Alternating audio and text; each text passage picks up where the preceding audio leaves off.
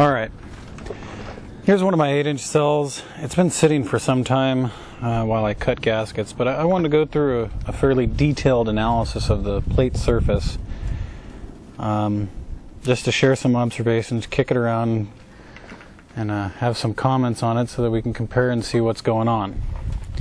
That's obviously the end plate. You can see some interesting deposits on the edge where the gasket is. Nice orange-brown color. The cause of this, no, that's a pretty good question. Being the fact that it's uniform all the way around, it has to have something to do with the charge on the plate and chemicals coming out of it and things like that. You can see that it impregnates pretty deep into the plastic itself. Now this is low-density polyethylene. It's not PVC. These are old end plates. They're not the production type. This is all handmade, so just going over that. You can see some water lines in it, possibly.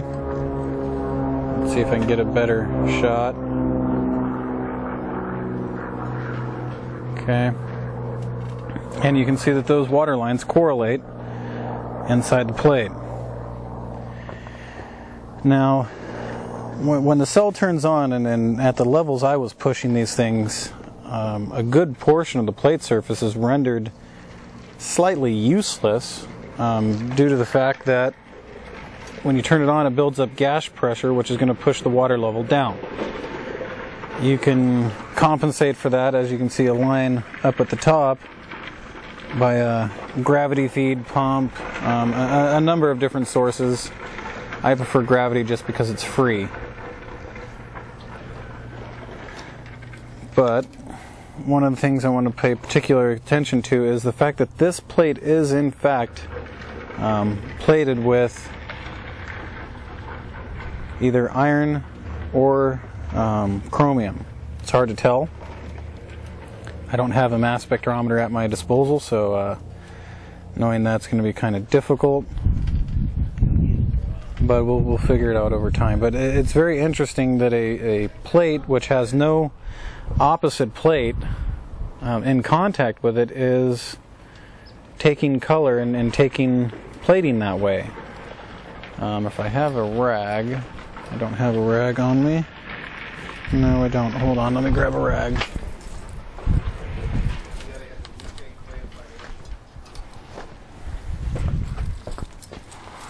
Alright, now you can see it wipes off pretty easily on the outer surface, and it does come off quite easily with a mild acid.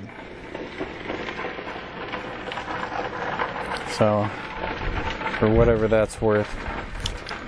Now looking at the opposite side, this would be the negative side of the plate. Looking at the other side, this would be the positive.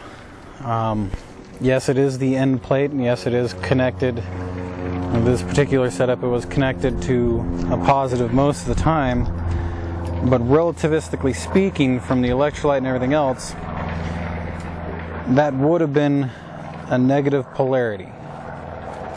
The reason for that is as the water is coming out the far side, the last plate that it sees is the back side of a negative plate, which would be relativistically positive, and as the electrolyte enters into solution again, the first thing it's going to see is an opposite polarity, which would have to be a negative, but that's a little conjecture. But the interesting part of this is the hole at the bottom of the plate, where if any voltage leakage was going to occur, that would be the place that it would occur. And I want to go through a couple plates and see what we find. If you look at this side, I don't know if you can see it, but there is a radius right around the hole, right there, that is different in color than the rest of the plate. The rest of the plate seems to have a fairly uniform level of coloring to it, except from directly around the hole. Find that a little bit interesting. Probably due to an electric-magnetic field. But I want to flip it around this side and see if we see anything on here. You do see a streamer going up.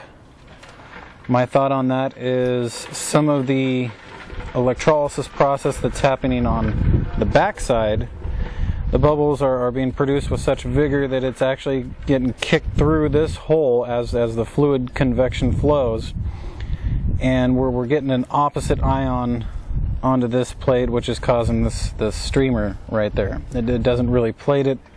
It actually interrupts the plating a little bit, which you can see a slightly cleaner spot directly above it. Another interesting point to point out is on the inside edge. I have not cleaned this. This is just opened it. It's really clean on the edge of the hole. Find that to be kind of interesting. I would imagine something slightly different in my mind.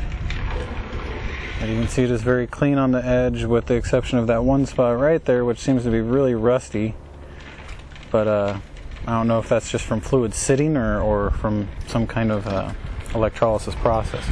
So that's our number 1 plate. I'm going to place it over here in the orientation that it was within the cell. Here comes our number 2 plate. Much deeper tone. You got some grays. Get it in the shade to where our lighting is fairly uniform. You got some grays and some oranges. And just give you a run around. But a very interesting thing is, look at the hole. Again, the bottom hole has this ring around it of non-activity, whereas the tops have a fairly uniform deposit. Now, while the cell is active, the top is mostly exposed to a foam and gas, not really the electrolysis. So if the foam was carrying some of this iron and other materials and just dropping them on there, it's kind of like taking iron water and or rusty water and pouring it out on the concrete. You're going to leave a rust deposit there. But you can see the inside of those holes. I'll pop it off, if at all possible.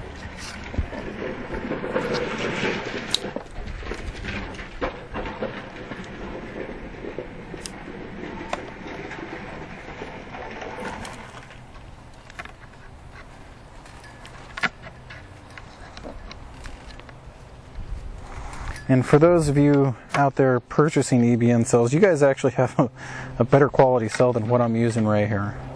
I haven't had a chance to get all the trick components that we've actually put into the production cells.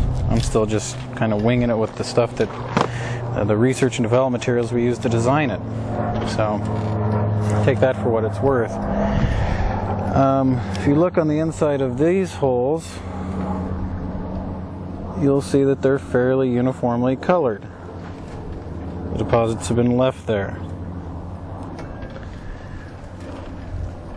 This edge is very interesting to me. I mean, it's cleaner than anything else on that plate, and I'm trying to figure out, and I suppose the only way to do that would be to get inside a cell and test it while it's working or some such nonsense. But I'm wondering if either the electric field from the opposite side of the plate is protruding through, or if you're thinking in terms of magnetism and field, as the electricity travels into the plate, it creates a magnetic field around it. So we could be creating a nice uniform magnetic field right there that's preventing any of the ions from being deposited. Again, it's one of the fundamental basics of these cells that we really need to understand efficiencies. And here is the opposite side. Again, you can see this is a very clean side. This is the positive side. You can see a nice line right there. See if I can get a better shot of it right there. And that was the water level before I elevated my reservoir bubbler, and then it flooded it nicely. And not a whole lot to be said on this side, other than you can see that the deposits are greater on this side of the plate where the air volume is going to sit. The foam tends to carry Similar to a lot of people have demonstrated with the tap water cells, they get this real bad crud at the top of it. Well, similar to the way the foam is carrying that crud, whatever crud we have in these is carried at the top. Now these cells were severely overdriven, and I should probably stop right about there.